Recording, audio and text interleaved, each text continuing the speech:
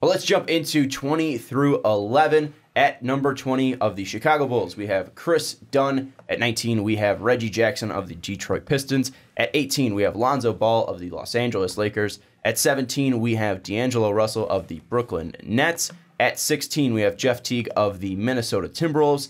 At 15, we have Jamal Murray of the Denver Nuggets. At 14, we have Darren Collison of the Indiana Pacers. Then at 13, we have Ricky Rubio of the Utah Jazz. And then at 12, we have Eric Bledsoe of the Milwaukee Bucks. And then at 11, we have Mike Conley of the Memphis Grizzlies. That is some disrespect to Mike Conley, my lord. Also, Jamal Murray is ridiculously low. Just noticing this, because I had Jamal Murray the highest at 12. Ricky and Dave clocked him in at 15. And then also we have, who was the other guy? Mike Conley. I had Mike Conley at 10. Dave put him at 13, and Ricky put him at 12. So congrats to you, Ricky. Looking at all these guys, though, obviously Chris Dunn, Reggie Jackson, Alonzo Ball, D'Angelo Russell, there seems to be a difference between the guy at 16, Jeff Teague, between D'Angelo Russell. Like Jeff Teague and up seems like those are guys that are consistent starters, guys that have been starters for long times, or guys that are all-stars, where D'Angelo Russell, Alonzo Ball, Reggie Jackson, Chris Dunn, these are guys that are still young, still trying to fit, find where they fit in the NBA. What are your expectations for guys like D'Angelo, Alonzo, Reggie, and Chris Dunn this year? Ricky? Well, the thing I would say is I'm going to use consistent starter with Chris Dunn for this year, because the thing with Chris Dunn is he's our starter. It's just, are we going to see more improvement? Like I mentioned to you guys before we recorded, of like Chris Dunn might be the biggest riser from last year to this year, being, 29th last year in our rankings? Yep. Now he's all the way up inside the top 20, where to me it's, what are we going to see from these players in year 2? You're wrong. It's Jamal Murray. Jamal Murray was at 27. Oh, yeah, I was just saying, like, I didn't do the math. I was just spitballing the... Oh, no, I just looked, though. Yeah. Jamal Murray jumped 12. No, but I mean, with these lower guys, maybe not Reggie Jackson, but more Alonzo Ball and Chris Dunn, what are we going to see in year 2? I know Chris Dunn, this is year 3, but year 2 with the Bulls. What are we going to see that you already improved? Darren Collison jumped 12 points. Well, yeah, no, I'm just saying, like, 26 to 14. He's one of the biggest risers. Happy, Sean? I know. I'm just saying. I don't want to be wrong. Darren Collison deserved a big jump, too. That'd be the worst. Also, real quick, Isaiah Thomas had the biggest fall from 5 to unranked. He's not a starting point guard anymore. I know, but he went from top 5 to unranked. That's good shit right there. I love Isaiah Thomas not being ranked. But at least going with the guys that are in that range. D'Angelo Russell, Alonzo Ball, Chris Dunn, Reggie Jackson. What are your expectations for those players? No, I think my highest expectations, I would say, I want to see D'Angelo Russell succeed. I think he could be like a 23-a-night scorer. I honestly think that he could be one of the main guys on this Brooklyn team if he can stay healthy and consistent. Like when he gets hot, he is one of the best players, but he's been hurt, and then he's inconsistent when he's out there at times. But he's got my highest expectations. Lonzo Ball, you couldn't ask for better mentor and Rajon Rondo out there with you. I think that. And LeBron James. Let's look at his I don't know mold. Positional, but you're right. Role-wise, that's exactly what he wants to be. Yeah, he wants to be a guy that averages, I don't know about 27, but 7 he wants 7. Last year he averaged 10, 7, and 7. That's near a LeBron stat line. If you just he's don't look only at the 18 points off. Yeah. But I think having two great mentors like that is massively important. So I think for him, the big question will be, where's his fit going to be on this team? Like his role as that quick distributor, running point guard, and more so being like off-ball handler because LeBron, but LeBron claiming he wants to play off-ball. We'll see how that lasts. So I think he's got the interesting case because his team could be more successful, but his role might be about the same as it was this past year. If he becomes a better shooter, problem solved though. Like instead of 10, he's now at 14. Just as easily as fixing his shot. I think the biggest thing with Zoe that's going to happen, though, I don't think that Zoe is going to ever become a better shooter because I don't think he's ever going to fix his stroke. Well, I was going to ask, does he need, like, let's say he doesn't fix his shooting drastically and he's still, like, the shot is still the same. Is that going to hurt the Lakers long run? What I think is going to happen, and this was what I was going to get into, I don't think Zoe is ever going to fix his form. But one thing that we've seen from Zoe is when he's confident in his shot, he can get it to fall. So it's not a massive detriment. He was able to show that UCLA. He showed it last year as well. The biggest thing, though, early he wasn't confident at all in the shot. It wasn't falling down. And I think one thing, too, is that he took 5.7 attempts last year. That's going to come down. Got the green light. And one thing, too, is that not only is it going to come down, but with LeBron playing with him, he's going to get more open looks, which, again, might gain that confidence, and he might just have better numbers on lower attempts, which will be something that is a gain for him. I don't think it's ever going to be something where he's going to be a 40% shooter from three. No. Now, can he be a guy that, is it around 35% on 4 attempts a game? I think that's exactly where he needs to be because I don't think he's ever going to be a number one scorer on a team, and I think he needs to realize that, especially with his jump shot, because I don't think he's going to be able to create too much for himself, but he's a guy that can definitely work off ball and shoot, and I think that's going to be his spot in the NBA. And again, having guys like Rajon Rondo, having guys like LeBron, helping him learn that, even be easy as well, a guy who went from top of the world, number 2 pick, all the way down to a role player. Dude just wanted to smoke. Like, can you blame him? No. He had no work ethic. Actually, like I can't say can I blame him because I don't know. I've never been in this position. No. But with Zoe though, I mean, he does have a lot of mentors, and I think he's gonna have to realize what his role is in the NBA, and I think he could be a fantastic point guard in the NBA. I mean, he's unreal defensively. He was one of the best defenders as a point guard, just in general, not even as a rookie, last year. And I think that his shot's going to at least improve because he's going to get more open looks, and he's going to not be chucking up 10 shots a game and 5.7 threes per game. I think he's going to become a smarter shooter at least. I can't wait to see this Lakers. Like, we talk Lakers, and it's like I just can't wait to see them on the floor. Like with Lonzo, the thing I like about him is you mentioned the defense. LeBron doesn't have to exert himself then on defense. Also, people will call me crazy. Remember the LeBron James we saw in Miami where it was like he would take off, D-Wade or someone would just chuck him the pass? That is what we're going to see. Lonzo's just going to two-hand chuck it up, and then LeBron's just going to catch it and slam it down. Yeah. Because we're going to see that in Showtime in LA this year. We'll see that with Rondo as well on the floor. Absolutely. But I think with D'Angelo, the biggest thing for him, my expectation is he needs to stay healthy. Because like you said, he can be a guy that maybe averages 20 a game. He catches fire on this Nets team. Oh, easily 20. I'm higher. 20 is pretty conservative. Like 23 is where I'm aiming at him. So you're saying he's going to take a 8-point jump this year? I think that's where he could be if he... Look at his minutes. Like, that was the thing. They were sharing time even when he was hurt. Like, if he gets up to playing like 31 minutes a night, then we see what he can do. Maybe 32 minutes. I want him to be the star that like we all expect him to be coming out. The top 3 I'll give you that. He He played 25 last year, and if you give him the per 36, he averaged 21. Yeah, so like I want him to be above that mark. I expect him to get better this year. So for me, that's what I'm hoping for. But Chris Dunn's the weird one. Like, him actually getting to play with a healthy Zach LaVine, a Jabari Parker, and a healthy, I always forget his name, Lauri Markkanen. Like, those guys all out there together only got a handful of games last year. Literally a handful of games played. Obviously, Jabari wasn't there, but like even just the 3 that were on the Bulls last year. Well, so them together, let's see what he can actually do with a full team. Ricky, and in the first 40 games where he was truly impressive, Chris Dunn, before he broke his face against Golden State, he was averaging 13 points per game, 6.4 assists per game, 4.6 rebounds a game, 2.1 steals per game. That was with 3 turnovers, but 6.4 assists to 3 turnovers isn't horrible. Also, 32% shooting from 3 and 43% from the field. Is that the expectations that when he's healthy, when he's out there with the starters? We're talking about D'Angelo Russell. We're talking about Chris Dunn. Chris Dunn, okay. No, the expectation for D'Angelo Russell is 20 to 23 points per game. I want to make sure we're on the. I'm telling you the right guy. Chicago for the last 3 minutes. Yes. D'Angelo Russell, his expectations 20 to 23 minutes if his minutes 20 to 23 points if his minutes increase.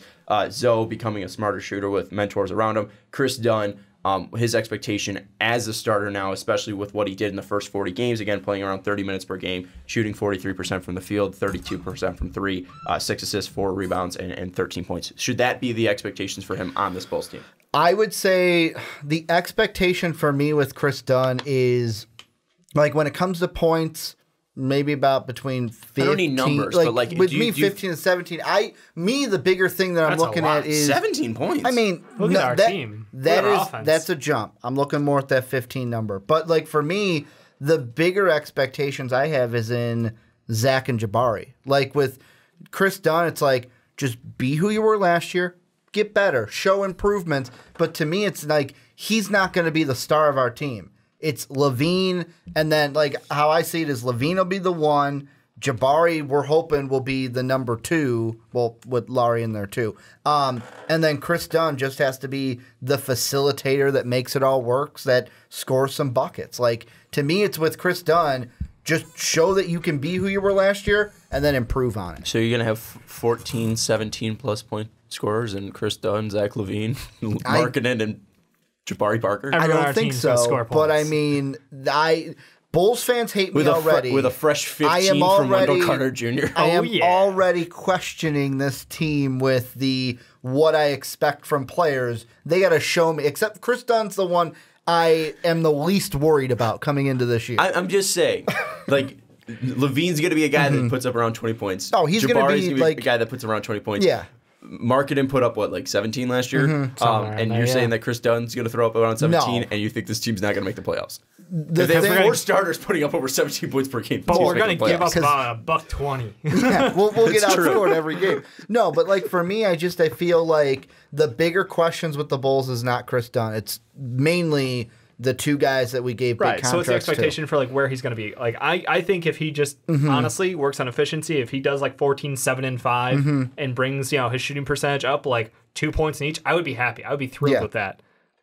Give me somewhere in the range of credible threat from 3-point range and, be more efficient in 2 because he had a weird thing last year where he has his spot on the court, but he was taking some weird long 2s. And I don't know why Fred didn't smack that down early in the season. I know he was playing very good early, but still, he's got to work on his shot selection for me because he takes an incredible amount of inefficient shots.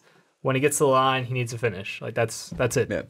And with Reggie Jackson, the only guy we didn't talk about, what's the expectations for him? His minutes went down last year, but then also he got a little bit more efficient from the field, then dropped off the face of the earth when it came to his threes, but also his assist increase, playing with Andre Drummond, playing with Blake Griffin. What's the expectations for Reggie Jackson? Because he's a guy that, again, came into Detroit, started averaging 18 points per game, and then we had massive expectations because this team, played incredibly close playoff basketball. The best 4-game sweep we've seen. Against Cleveland, and then they've fallen off the face of the earth. What's the expectation for a guy, Reggie Jackson, who's coming into his 28-year-old season? I'm going to be honest. I'm going to piss off Stan Van supporters, but let's see what he can do with a credible coach. I like Dwane Casey a little bit more than I like Stan Van's tenure with the Detroit Pistons. Building the wall didn't work. You're bringing in the coach of the year from last year. That is what I am most excited about with Reggie Jackson. And really this whole Pistons team is how are they going to work with Dwane Casey now being their head coach and not Stan Van?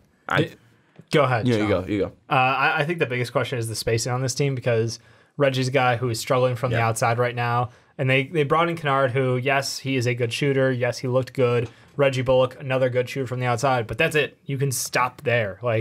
They don't have shooters. So I think Reggie's big thing is going to have to be ball movement, and we're going to have to see what Dwane Casey can put in for an offense. Because remember, it wasn't his offense that took Toronto to the next level. That was the guy who replaced him now. So we can. That's what I'm curious to see is what he can do with 2 bigs and a roster that literally just crowds the paint. But with that, at least, you look at what that offense used to be under Dwane Casey, where it was heavily mid-range, and it wasn't Nick Nurse's 3-point shooting idea, where they're increasing their 3-point attempts. Maybe that does fit Reggie Jackson a little bit more because, yes, it might be a bunched up old style of basketball, but you also have 2 massively mobile and athletic big man in Andre Drummond and Blake Griffin. And you also have Reggie Jackson who can at least be physical driving the lane. I don't know what my expectations are for him because he's not that great defensively, and I don't know. I'm not a huge fan of him just as a player, so I can't really go out and say he's going to go out and have a great season because I don't truly see that as him in a player. But he's shown it before, and also with Dwane Casey, again, it's really about spacing because outside of Kennard, outside of Bullock, I don't really see those sharpshooters on that team that are at least indicative of an NBA team. That we've seen. So this might be a team that maybe does finish 500, but this also might be a team that doesn't figure it out, and they're looking to possibly sell off some pieces because this is a team that maybe won't work. Because you look at the young players on this team, you have Stan John, but Stan John can't shoot from the outside. Yeah, you could just stopped at can't shoot. Yeah. Well, and Stan John is a guy that, again, he's 22 years old, but again, he hasn't really taken that next level that you assumed a guy that was drafted 22. That high. Yeah, a guy that was drafted that high, he has taken. You look at Henry Ellison, he's a guy that has kind of been impressive, at least in the summer league. He was a guy that was ball handling in the summer league, bringing up the ball. I think he was, had games of 15 points, 6 assists, 6 rebounds. Like, he's a guy that was, being a facilitator as a 6'11" forward. But then again, you don't need a 6'11" forward on this team with Blake Griffin and Andre Drummond. You have Langston Galloway. You have John Moore. I mean, this team. Outside of Ish Smith, because we don't really love any player on this team outside of Ish Smith, or maybe Luke Kennard. I like them both, but I'm realistic. I know neither one of them is a starter in the league. I think the expectations for Reggie Jackson is the same as the Pistons team is. We don't know yet because this team is they're just somewhere in that 8 through 10 range, probably. Very cloudy is what I'll say for the future of Reggie Jackson and the Detroit Pistons. But let's move into the guys that we talked about, the guys that are going to be all-star caliber or guys that have been consistent starters in the league. Obviously, Collinson and Jeff Teague have been guys that have been starters throughout the league. And then you look at Jamal Murray, you look at Mike Conley. These are guys that, at least Jamal Murray. Jamal Murray is going to be a future all-star, and guys like Mike Conley are past all-stars. What are the expectations for some of these guys in here? Just pick a player and talk about the guy that you like the most out of Teague, Murray, Collinson, Rubio, Bledsoe, or Conley.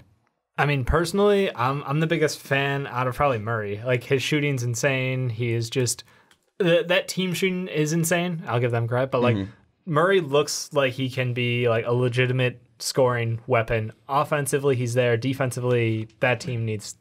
They need Jesus. Like, they need something special. They need Jesus. But at the same time, when you watch him run point, and even when he runs off guard it too, like, he is smooth. His shot is silky. It's everything we saw out of him in college, and I'm so happy that he's been able to thrive in this system. Like, I think that was a right fit, right team, right time kind of situation where everything just clicks, and we're seeing him so early in his career come to this level. Like, we've got him ranked at 15? Yeah. Like, when you're the 15th best shooting guard and you're that young, it's incredibly impressive for me. Well, and then with that too is just talking about the shooting of that team. The three guys. Millsap isn't really offensively. The three big guys offensively for them are Harris, Murray, and Jokic. And you look at what they did. Harris last year scoring 17 points per game, and that was with a true shooting. I just had it. Where was it?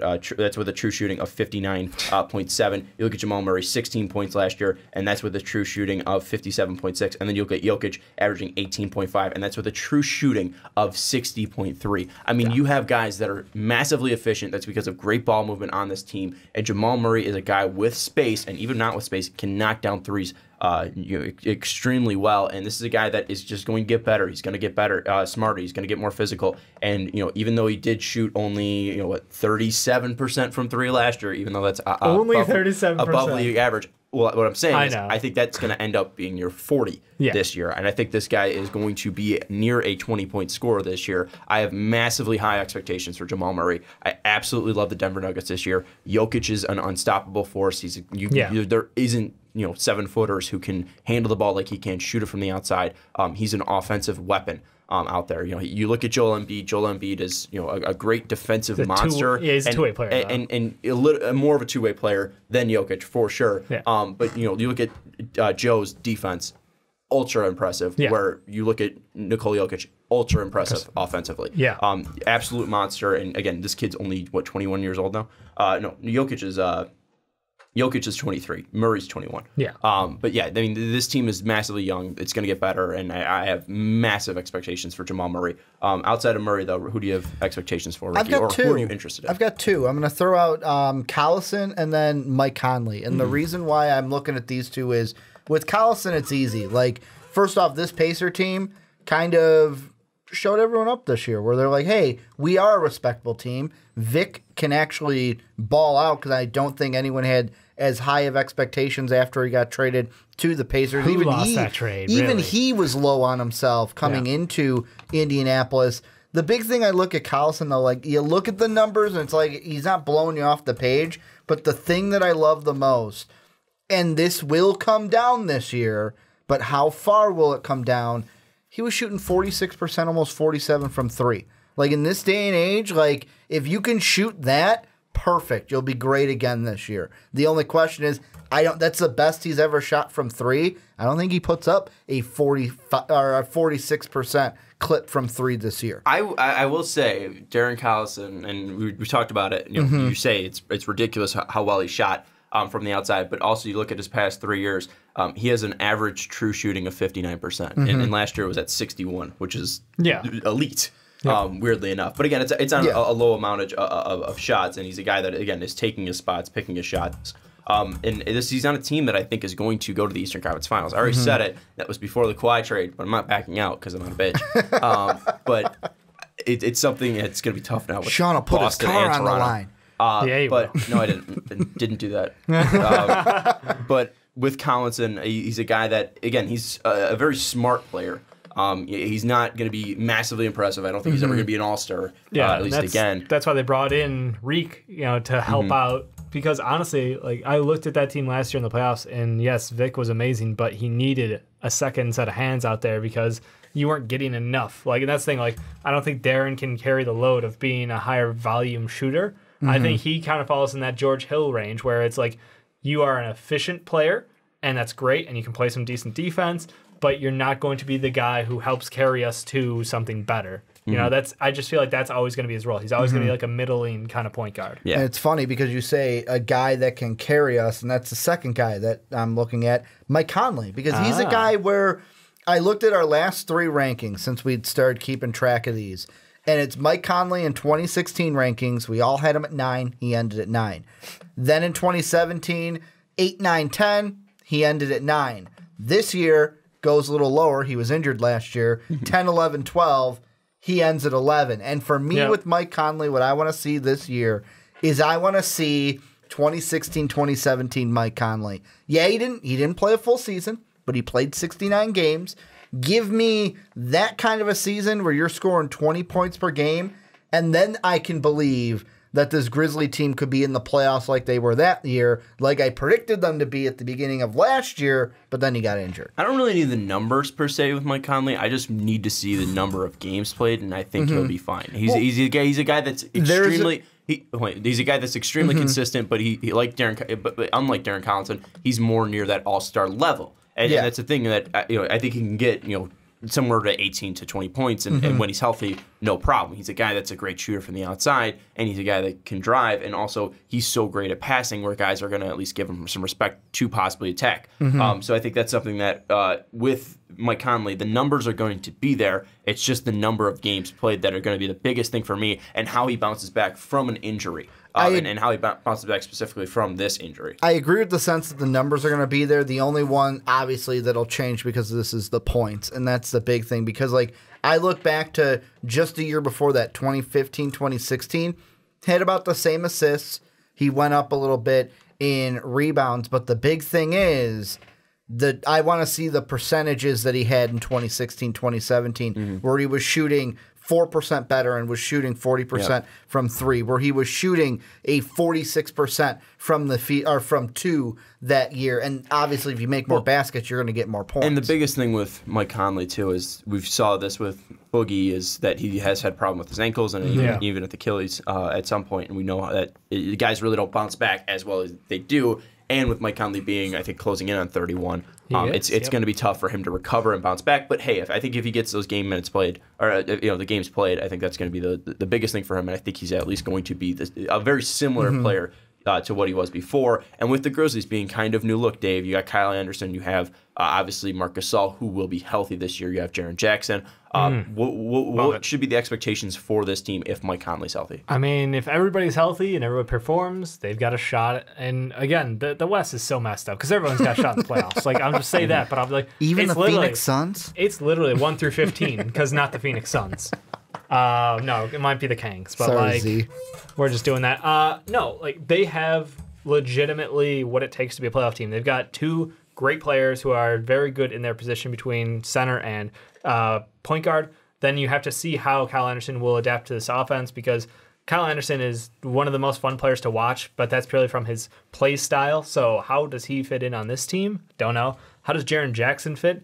Obviously, he's a freaking monster on the defensive end, and from the offensive side, when he was stroking the 3, you're not going to get that out of anybody. Is when you can play elite defense near the rim and be able to go out on the perimeter as well. So I think that they're probably going to end up just outside the playoffs. But this is a team that has what it takes to make it in at least. They could compete for that 8 spot, that 7 spot, the best in my mind. But it's just they're a weird team to place for me. Yeah. And I think with Memphis, I have so much distrust in that organization just because I don't think they've been... Even with the new rebrand? They're like the least sexy team. Okay. Minus the rebrand. You minus the rebrand because that rebrand is extremely sexy. Minus the name under. Okay, yeah, that's the one thing I don't like, and this is just a little side. The Thunder do that too, the number with the name but underneath, on some right? jerseys, not all the jerseys. I think it's just on the... I just remember seeing Durant, the white jerseys on with the it. alternates that they do the number, then the name. The name underneath. That's just a side rant. I hate... give me the name first and then the number. Like it's always been that. Or New York Yankees, just give me the number. It's give me the name. Team. This isn't a it's fucking about the grade team, school. Sean. Put money into your jerseys and give me the name on the back. Yikes. Come on. What if we just go no numbers? Let's just go names. Like, no, you need numbers. Oh, that'd be awful. I just put the some big three idea right there. If you're designing jerseys, put the name and then the number. All right, I don't care if this is an old man thing about me. Every name ref, the number. As soon as you said no numbers, every ref watching was like, "No, don't do that." Well, they can have it on the that. front. Front only, but just side rant. Sorry about that. But Mike Conley, I think you're right. They're not a sexy team. The Grizzlies have never been a sexy team. But it's how are they going to get away from the grit and grind days? Because you still have some of the lingering players from that, like Mike Conley and Marcus Gasol, but you still have some young guys that are extremely impressive. Jaren Jackson, who is the exact opposite of grit and grind. You look at Dylan Brooks, who was extremely impressive last year. Kyle Anderson, a guy that kind of fits into a typical Memphis Grizzly player, which is a very well-rounded player. But again, I don't know what the expectations are for them. But if Mike Conley's healthy, they should be at least bumped up a little bit.